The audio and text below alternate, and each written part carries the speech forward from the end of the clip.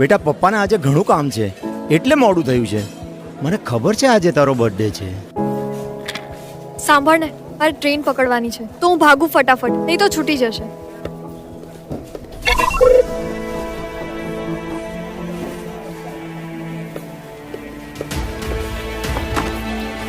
નમસ્તે 108 emergency helpline.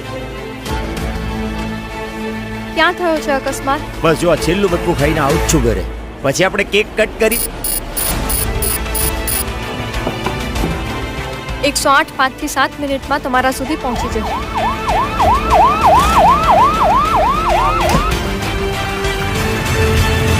નાના mummy, ચિંતા કરવાની કોઈ જરૂર નથી. જયની સારવાર હોસ્પિટલમાં શરૂ કરાવી દીધી છે.